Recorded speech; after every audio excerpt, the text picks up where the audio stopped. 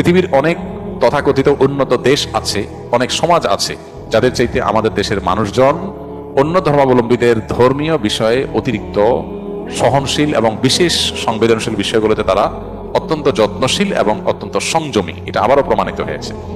আমাদের পার্শ্ববর্তী দেশ থেকে যারা সংখ্যালঘু নিয়ে আমাদেরকে বারবার সতর্ক করে, তাদের দেশের চাইতে আমাদের দেশের সংখ্যালঘুরা বহুগুণ ভালো আছে। এটা আমাদের গর্বের বিষয়। এমনকি তাদের বিভ্রান্ত কেউ যখন ষড়যন্ত্র বা ফাঁদ পাতে, তখনও মুসলমানরা সে ফাঁদে পাড়া দেয় না।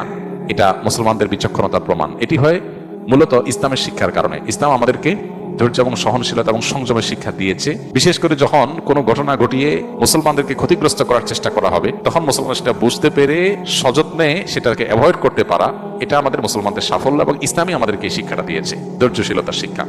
দ্বিতীয়ত, এদেশের ধর্মীয় নেতৃত্ব যে আছেন, ওলামা একরাম, তারা সবসময় সাধারণ মানুষকে সঠিক সিদ্ধান্তটা গ্রহণ করার জন্য সহযোগিতা করেন, গাইড করেন, চেষ্টা করেন যাতে মানুষ বিভ্রান্ত না হন।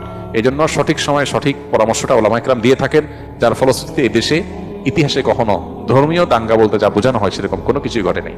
আমাদের পার্শ্ববর্তী দেশ ভারতে যেরকম সংখ্যালঘু সেখানকার মুসলমানরা ভালো নাই, সেটা প্রতিনিয়ত আমরা জানি। সেই কাশ্মীরে কি গুজরাটে বিভিন্ন জায়গায় যেখানে মুসলমানদেরকে শত শত হাজারো মানুষকে একসাথে জবে করা হয়, সেখানে আমাদের দেশে সংখ্যালঘুদের প্রতি এরকম কোনো হামলা, এরকম বিচ্ছিন্ন কিছু ঘটনা তো সব জায়গায় কম বেশি ঘটে। এর বাইরে এরকম কোনো ঘটনা এখানে ঘটে না। এখানকার যা ঘটে সংখ্যাগুরুদের উপরে, তার বেশিরভাগই রাজনৈতিক উদ্দেশ্যে, রাজনৈতিক কারণে। তো সংখ্যালঘুরা যদি নিজেদেরকে রাজনৈতিক কাজে ব্যবহার করতে না দেন, তাহলে এগুলো বন্ধ হয়ে যাবে ইনশাআল্লাহ। আমরা দোয়া করি আল্লাহ তাআলা আমাদের প্রিয় স্বদেশকে সকল প্রকার ফিতনা এবং শয়তানি চক্রান্ত থেকে আমাদেরকে হেফাজতে রাখুন, এবং এই দেশে মানুষের, সব ধরনের মানুষের মধ্যে মিলেমিশে থাকার যে চেষ্টা আছে, সেটা একটা ভালো দিক। পশ্চিমারা অনেক দেশের মানুষরা আমাদেরকে সকাল বিকাল দুপুর নিয়ম করে নসিহত করে আমরা যেন সংখ্যালঘুদের অধিকার উপরে সচেষ্ট থাকি, অথচ তাদের দেশে মুসলমানরা অনেকেই আছে, অনেক দেশ আছে যাদের দেশে মুসলমানরা ভালোভাবে মসজিদ করে প্রকাশ্যে দিনের অনেক কাজ তারা করতে পারে না। অনেক কাজের স্বাধীনতা তারা যেমন দেয়, অনেক ক্ষেত্রে আবার খুনঠাসাও করে রাখে। অতএব তাদের মুখে মানায় না আমাদেরকে সবক দেওয়া। আলহামদুলিল্লাহ, বাংলাদেশে মানুষ এবারও ধৈর্যশীলতার পরিচয় দিয়েছে, সামনে আমাদেরকে দিতে হবে।